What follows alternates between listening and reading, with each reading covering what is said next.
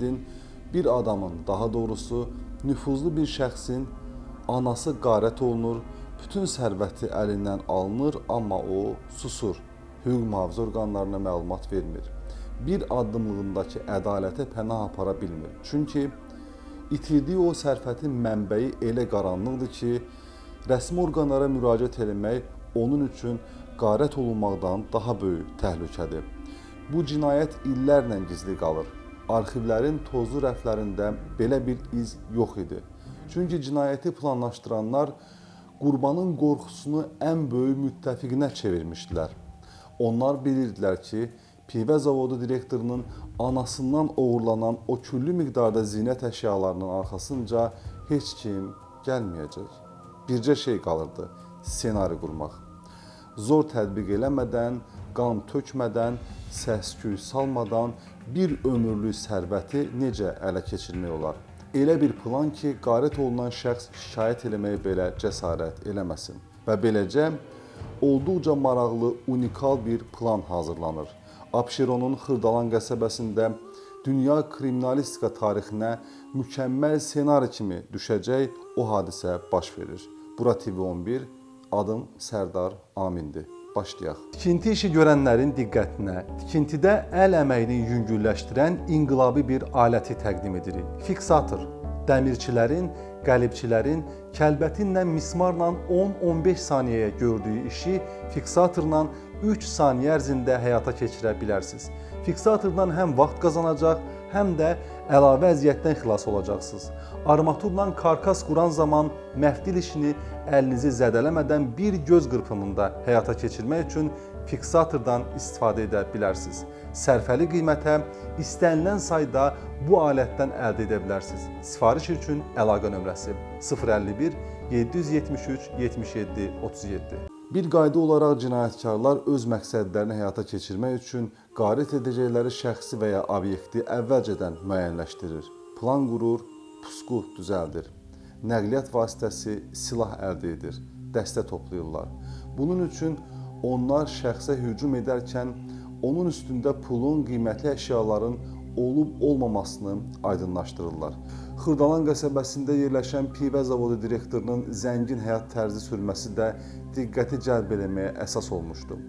Onun iş yerində daim danışırdılar ki, o gündə filan qədər pul qazanır. Yəni, onun dostları, tanışları arasında danışması, bahalı zinət əşyaları alması, belə işlərlə məşğul olan alverçilərlə tez-tez görüşməsi, şübhə doğurmasın deyə var dövlətini ondan ayrı yaşayan anasının evində saxlaması belə artıq aydın idi.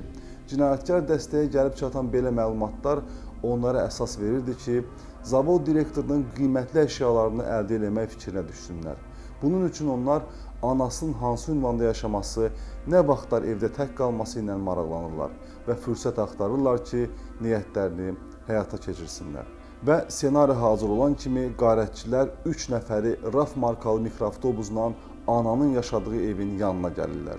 Günorta saatları Xırdalanın sakit küçələrindən birinə boz rəngli bir RAF mikroavtobusu daxil olur. Maşın binanın qarşısında yox, bir qədər kənarda, çıxış istiqamətinə doğru hazır vəziyyətdə dayanır.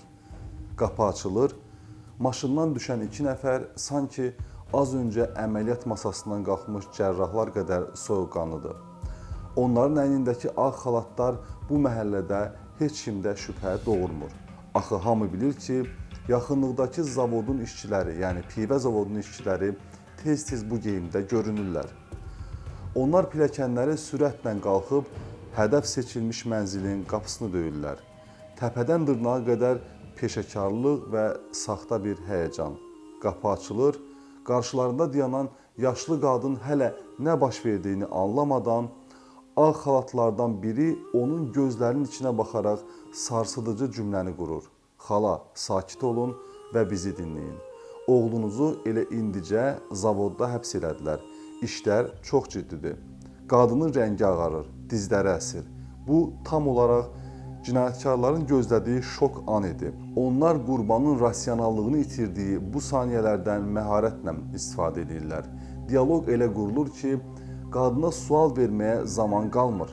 İndi bura böyük bir qrup gəlir.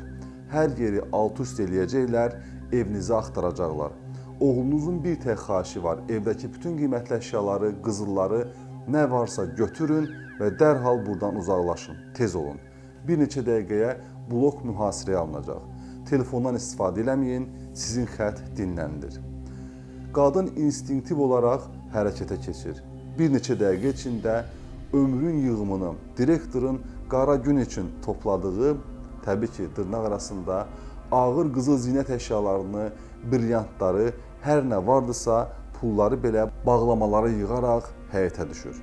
O əslində övladını xilas etdiyini düşünür, amma reallıqda öz əlləri ilə hədəfə doğru gedirdi. Qadın əlində çanta ilə binadan çıxanda Raf artıq işə düşmüşdü. Cinayətkarların biri cəld maşından düşüb qadına tərəf qaçır. Üzündəki ifadə hələ də xilaskar maskasıdır. Gətirin çantanı, ağır olar sizə, biz maşına qoyaq, amma siz bizimlə minməyin. Şübhə oyatmamaq üçün siz biraz irəliyə gedin, döngəni keçin və orada gözləyin. Biz gəlib sizi götürəcəyik.